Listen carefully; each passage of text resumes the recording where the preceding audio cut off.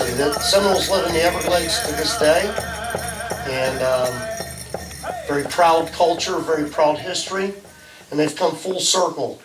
They've gone from being some of the poorest people living off the dirt of the swamps of the Everglades, and when tourism started in South Florida, they were in the right place at the right time, and they just started to emerge out of the swamps. And what did tourists come to Florida to see? Alligators and the Everglades in Miami, okay? And the Seminoles are right there.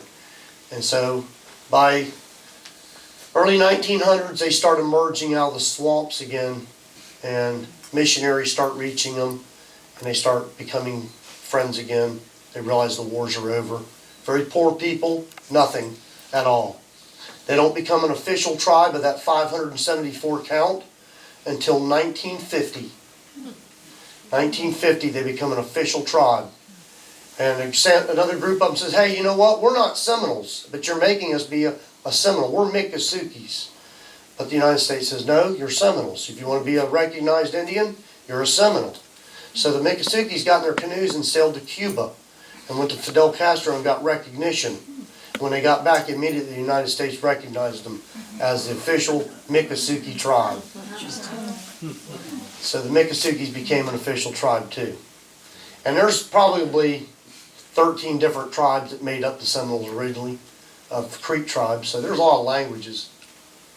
So they made their living for years in the Everglades off of tourism, selling their patchwork clothing, their dolls, their wood carvings, their animals. They were alligator wrestlers. They did shows for the tourists in Miami tourism camps, and the official flag of the Seminole tribe of Florida, you see there, the Chickee hut, that's how you say that, Chickee, that hut there, with their sacred fire burning.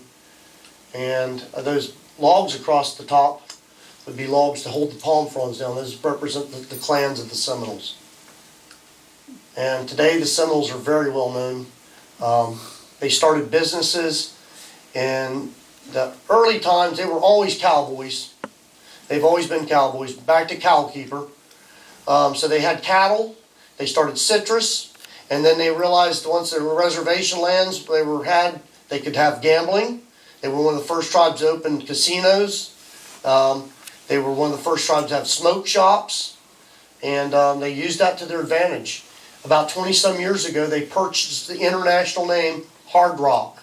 So anywhere in the world where there's a Hard Rock, it's owned by the Seminoles. And there's the latest example of it right there. You can go down to Hollywood Reservation and stay in the Hard Rock Hotel. That's a hotel building owned by the Seminoles. And so they've come full circle. Yes, they're probably one of the tribes that you can actually say were as a success story, because they have come full circle.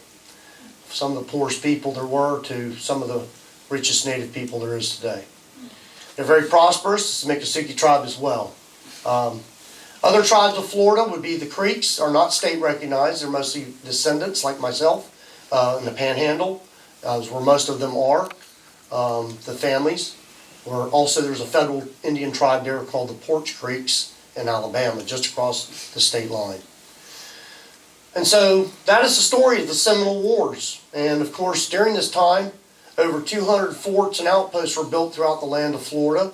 And during these forts, a lot of them changed their names to new names, or dropped the fort part and just the name you know today, or some of them still have the name Fort, like Fort Lauderdale, Fort Myers, Fort Pierce.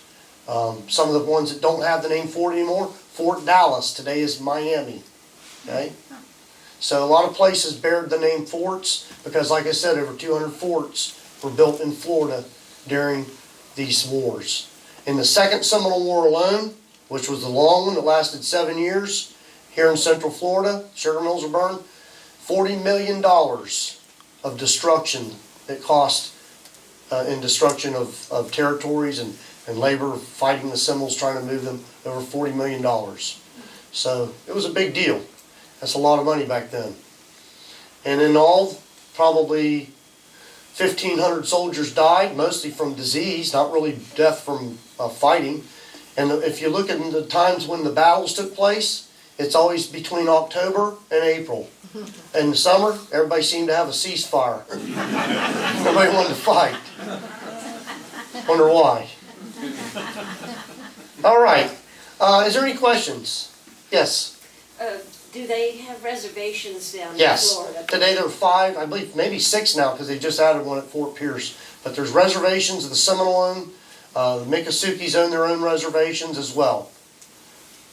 Miccosukes, the other tribe in the Everglades, they live more deeper in the Everglades than the Seminoles kind of do. What does a reservation look like? Is it like what they have out west? It's modern houses. You'll see modern homes. You'll see out back a chicky hut maybe where they have cookouts. And some of the older people don't speak much English, but most of them probably can now. Their children go to school. They're very modern people now. Okay. Yeah. Yes. Yes. Yeah, Jim, there was a couple of slides that showed Seminole Indians without, see right there, they're not wearing the kind of leggings you're wearing. Mm-hmm. It's a later period. Is that because it's summer? I'm dressed in Seminole War era.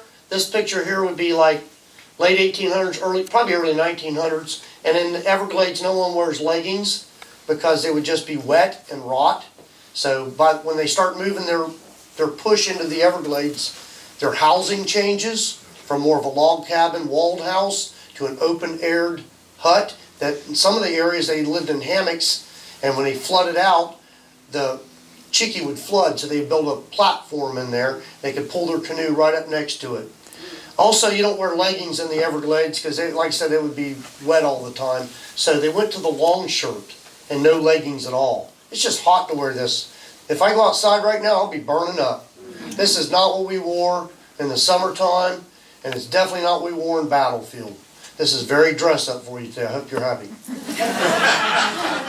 Thank you, sir. Yeah. What's the bottle there in front of it? Who knows? Find something good. I don't know. Maybe that's what they, who knows? It could be anything. Johnny Walker.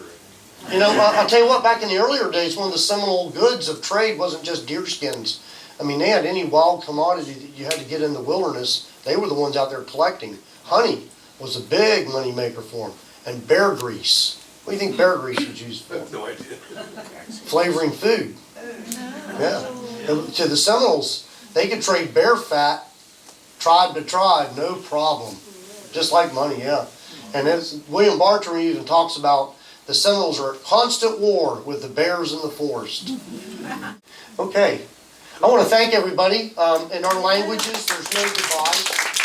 We don't say goodbye. And so in our language, the Muskogee language, Hadam is I will see you again, and I hope to see you again. My family puts on a huge Native American powwow in Flagler County in February. If you'd like to take a flyer, please do, and come see us. We have over 60 tribes, Native dancing, like the one they used to have here at New Smyrna, and the one we used to put on up in South Daytona and Ormond Beach. So if you want to go to a good powwow, this is a good one, okay? All right, thank you very much, everyone. Mado is fantastic.